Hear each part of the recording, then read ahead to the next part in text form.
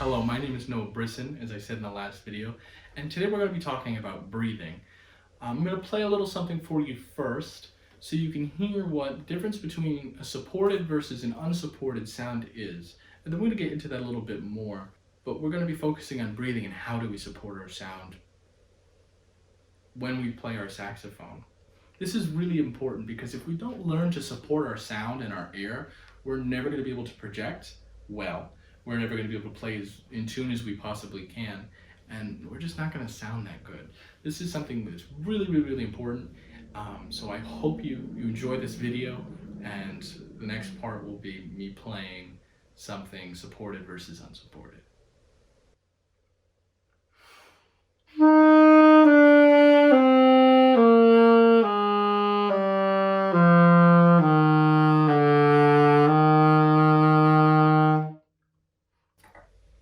That was a supported sound. Now I'm going to give you an unsupported sound.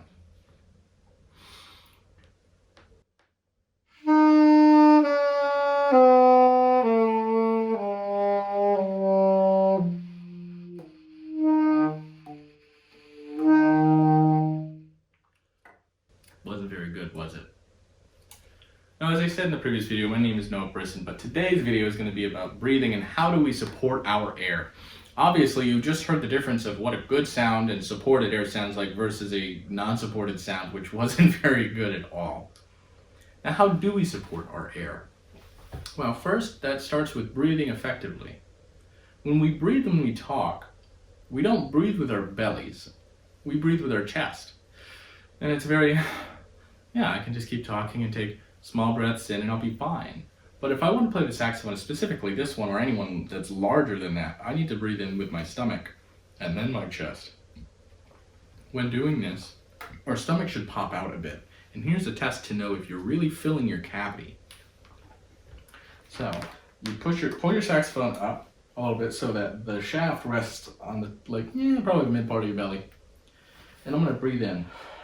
And you see that it lifted up about a fair amount. I'll do it again.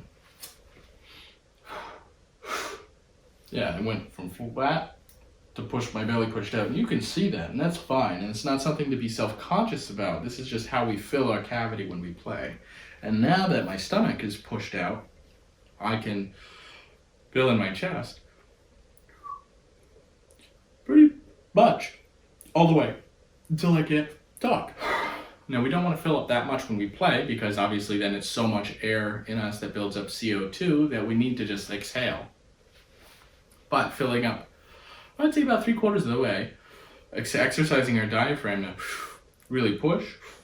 And I would say taking a fair amount of air, but not so much where we got to where we were last time. And then we have at least filled our cavity to the point where we can stretch our lungs, stretch our diaphragm, to where we can take in a lot of air. There are ways to practice this and to get our air to come in faster, and we'll get into that a little bit later. But first, the way I approach breathing is the way opera singers, at least the ones I know, approach it.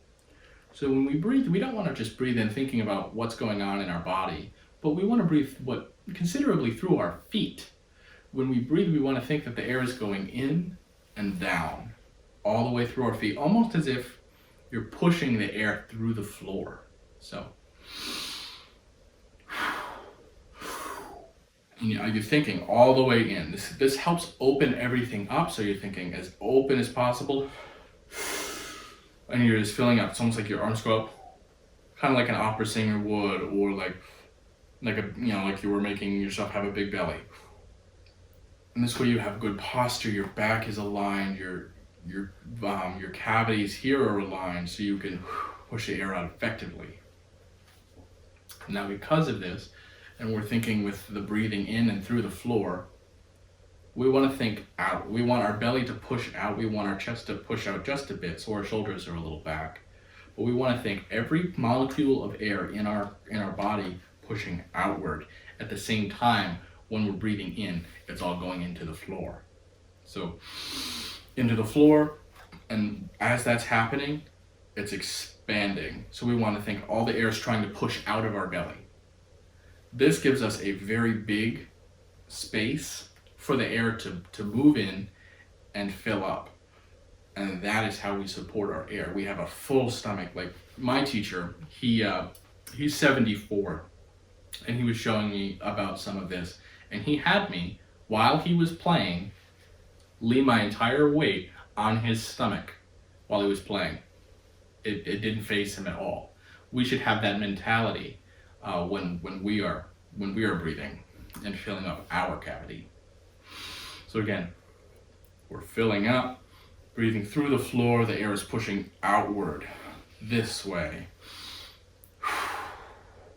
Now the way we want to practice this is with long tones. Long tones is exactly what it sounds like. It's a one tone or one pitch or note, really long time.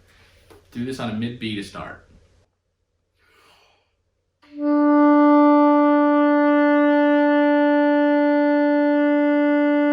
And I could hold that for quite a while. I'm not going to, but I can. And then we want to do the extremes of the horn, so really high. So say like a high F.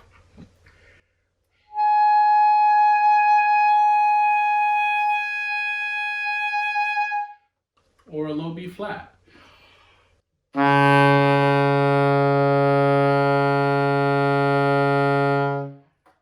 The longer we can hold each of these notes, the better. And that's because we won't need to breathe as much. Part of the reason why breathing is so important is especially when we're playing in an ensemble, we need to breathe a fair amount, even when we're playing as a soloist we do, but sometimes we have to be like really specific about where we breathe. And we want to be able to go as long as the time as we can without breathing. So if I can go only 4 measures right now, well, the next goal is to go 5, but really you should be going 8 to 16 measures without having to take a breath, unless it's like all whole notes and really, really slow. So ways we practice that are these long tones, and we put on a timer on our phone, and we make sure we have a good embouchure while we're doing that. Stand in a mirror to make sure of that, but we see how long we can go. If I can do a middle B for 25 seconds, that's good. What's the goal for next day or the next time? It's 26 seconds. It's not 30, it's not 40. It's 1 second more. 1 second of time can either be very slow or very fast. And we need to make sure we're slowly growing and not trying to get to the end result right away. When you're out of shape, you don't go from out of shape to a bodybuilder who's jacked overnight. It takes months and sometimes years of training and work at it. It's something I still work on, and I've been playing saxophone for 10 years now. And it's not something I'll ever stop working on. It's something we all have to do to maintain our ability. So I say do it at the extremes of the horns, the high and the low, because the lowers are harder to last longer on, and the highers are harder to control when we're doing that. So we got to make sure we're focused, our air is calm, and like this. So again, we're breathing through our feet, so the air goes through the floor. Our stomach is going outward, like the air is trying to push out. So it really fills us up. Our posture is good. We have a good embouchure, and we're able to push the air out like this. Now, I think a lot about breathing, again, as I said, like singers do. And when singers, they go, ooh, or they focus on diction, where they're focusing on what's happening inside their mouth. We have to do some of the same things. For me to be able to do the ooh, it takes a controlled air. I could, ooh, and as there's no support behind it, it sounds weak.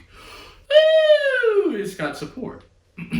Now, with what's going inside the mouth and what the tongue is doing is something we need to practice as instrumentalists, like TS.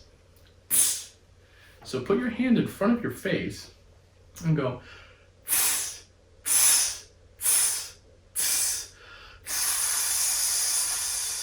and you should feel the air going straight at it. If it's not a strong air, you need to find a way to focus it. Good air. And you'll be able to feel that. We need to have that same application of our air into the horn. It's a solid stream. It's like when you have a hose and you do the thing with your thumb, so it becomes like it's like just coming out, and then it's like a hard stream. It's the same thing. Our tongue is the thumb. And I was doing the same thing. The only thing that changed was that I had a little bit of an articulation with the tongue where it was pushing over. So one more time, we're breathing in, we're filling our cavity, we're breathing through our feet. We have the big opera singer belly, good posture, shoulders back, and thinking. The way to practice this again is long tones in all parts of the horn. We want to make sure we can last as long as we can on every single part of the horn, and we do it by 1 second at a time. We only go by 1 second. If it's 25 today, it's 26 tomorrow. And it takes time, so be careful of trying to rush through it. It's not a process you can rush through. Our next video is going to be talking about exercises for breathing, and it will really be for any musician at all, but I'll probably reference the saxophone in it since it's what I do. So again, thank you so much for watching. I hope you learned something, and I hope we can make sure that our air is good and supported, and that our embouchure is good while we're doing it. So I'll see you in the next video. Thank you so much.